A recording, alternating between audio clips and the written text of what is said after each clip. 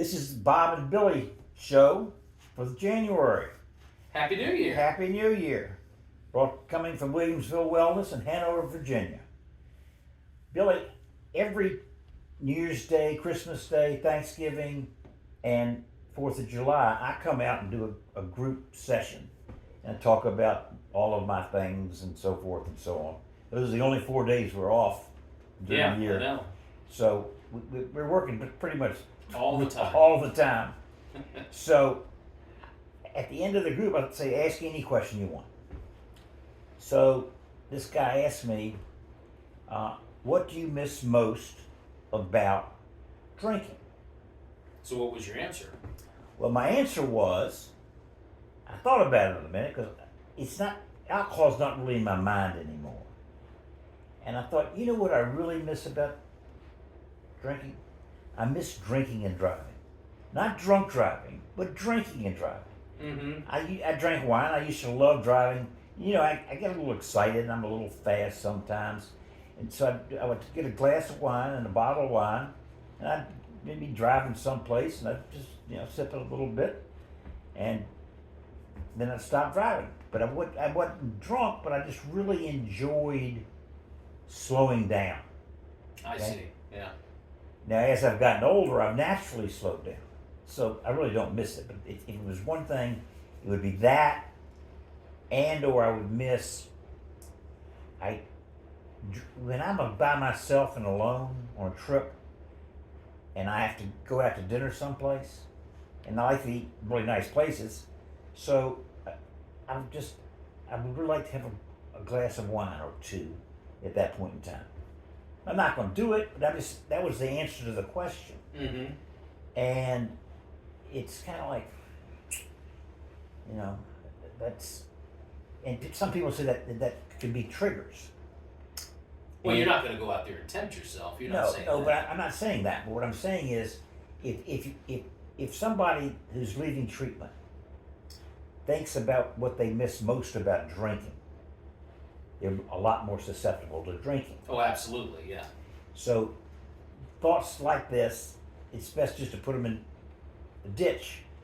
But as you get further in recovery, then you might want to think about them. And I say might, because it's not something to dwell on. If you're a little OCD, don't think this shit, okay? Right, absolutely not. No. But then you'll obsess about it. You'll obsess about it, and then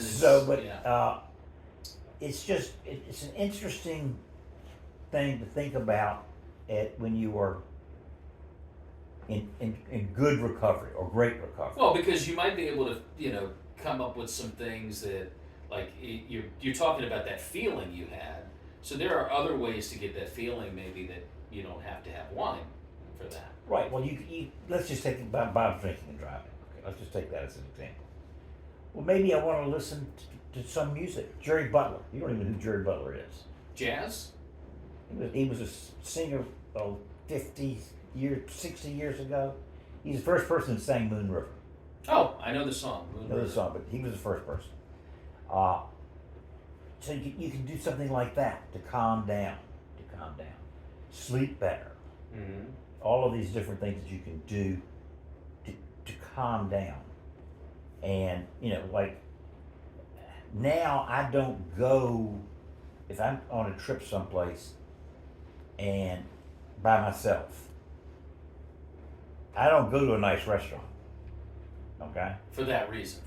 I'll have room service, I'll go to McDonald's, have a pizza delivered, whatever it might be. But it's just, that's just that. So I'm going to ask you the question, what do you miss about gambling? I would say I enjoyed the preparation, that anxiety, getting ready, getting everything together, the money, the planning the trip, all of that. I enjoyed that a lot. When I was going to the OTB, setting it up before the races, and then of course the end of the race. I love the end of the race. That's when you find out if you win or not. But my energy was so high at that time. I like high energy stuff anyway. But that's what I would say. I miss the most. It wasn't the winning because, as you know, You don't win. the winning got to the point where you win, you lose, you win. You never get ahead. So it wasn't that. It was more, and that escape, I guess. Yeah. See, I miss playing golf for money. And I used to play for a lot of Big money. I know you Big told money. me the stories. And I miss that. And every year that I played golf for big money, I won playing golf. But I lost because I bet on baseball. Okay. Every year I lost in baseball, and I lost more than I won playing golf. And I won a lot playing golf. Mm-hmm. I won 50,000 plus a year playing golf. And I lost more than baseball. I never had a winning season in baseball, ever. But I miss that, but it was also most of the guys that I used to play with are dead. Mm. They're dead. And I would say that I'm not a good example for recovering gamblers Mm-hmm. because I am in such really good recovery. I mean, my wife asked me the line Mm-hmm. whenever Virginia plays, whenever this team plays. So I know the lines in all these games. I know who wins, who covers, and all that other stuff. And I don't, And you know, for obvious reasons. and it's. But gambling was part of my life, a big part of my life, for 30 years. Mm-hmm. I mean, I'm a big Virginia fan. I would go to a football game, and my seats are like on the 45-yard line, pretty close. So I had to walk past a bunch of people to get to them. And people say, "Hey, Bob, what's the line?" "Oh, Virginia's favored by 3." You know, whatever. Mm-hmm. And to this day, they still do that. Mm-hmm. The ones that are still alive, they and the line is 4. It's 4. Virginia's getting 4. Whatever it might be. But what I'm saying is, that is not good for a sports gambling addict, and that's what I was. Yeah. Cut the shit. That's what I was. I was a sports gambling addict. I bet on damn near every sport. If I was betting today, I'd have killed myself. You would have been crazy. Oh my gosh. I was nuts. But I can't even imagine you like in the live betting world. Oh my goodness. Well, I know all these crazy other sports. Oh my Cricket. gosh. You can probably bet on cricket. Yeah, you can. You can. Yeah. And I hate cricket. Oh. I hated baseball. So what the heck? You know that cricket, more people watch cricket than any other sport. Really? Really. Where are they watching this? In India, the Caribbean, South America. Huh. But India is just crazy about cricket. Crazy about cricket. Wow. I had no idea. You learn something new every day. There is the something. And the Babe Ruth of cricket is considered to be Sir Godfrey Sobers. He's from Barbados. And I have played golf with him. Oh, wow. And I'll be next month. Oh, yeah. 4 weeks, we're going to be doing this live from Barbados. Yeah. Henry and Jonathan will figure out how to do it, but I'm going to be there and you're going to be here, and we'll see if it works. It might not work, but it should. See, but Bob always gets to go to Barbados. I have to stay here. That's. But it's about stopping a gambling or an alcohol addiction is not easy, and I feel it requires a lot of individual therapy to get the person to the point that they know they can't do it, they're comfortable, and it's just not part of their life anymore. Okay, it's just not like you were talking about getting ready to place the bets on the horses. Okay. Yeah. It takes, let's just say it took an hour or 2 of your day. Well, you can't go down that road. You can't say, I'm only going to spend 20 minutes doing this. Right. I'm only going to bet on one race. Right. Oh, no way. No way. Not if you're a horse bettor. I never met a game that I could just do one of. nothing that I did one of. So Well, I could do it with horse racing.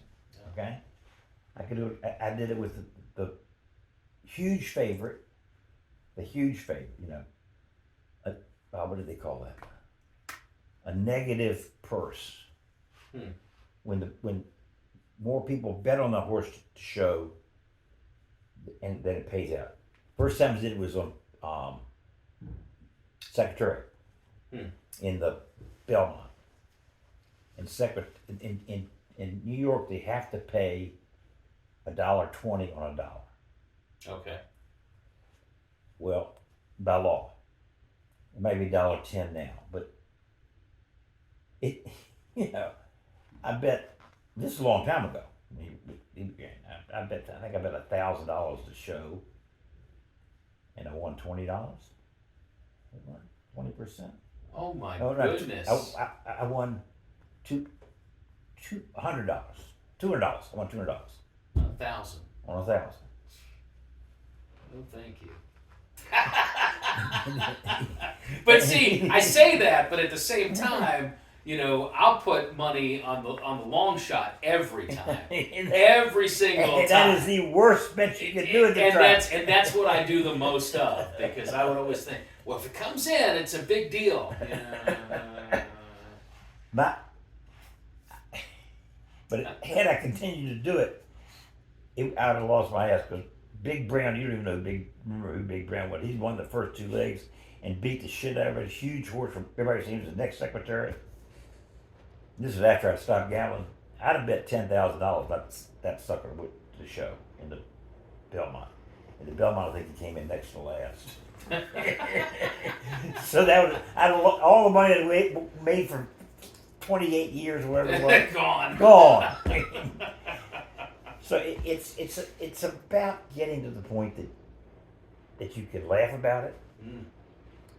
It's not. It's acceptance, knowing that there is no time in my life that I will ever be able to handle any of that stuff. I'm never going to be able to handle it. I've already proven it to myself. But see, I look at it differently. How's that? I look at it. Why try? Why even do it? Mm-hmm. Why? You know the outcome. Yeah. You know the outcome. From A to B, you're going to lose. Mm-hmm. Okay? Period. End of story. So you know the outcome, so why try? Right. You're just doing something, you're beating your head against the wall. Mm-hmm. Over and over and over. And if you want to be happier and healthier, don't gamble and don't drink if you have a problem. Yeah, and if you need help. And or substance. And if you need help, come to Williamsville come Wellness. to Williamsville Wellness. Yeah. WilliamsvilleWellness.com if you get a chance to look it up. A lot of good stuff here. Okay. Thank you, Bob. All right, thank you, Bob. See you from Barbados next month. All right, I'll be there.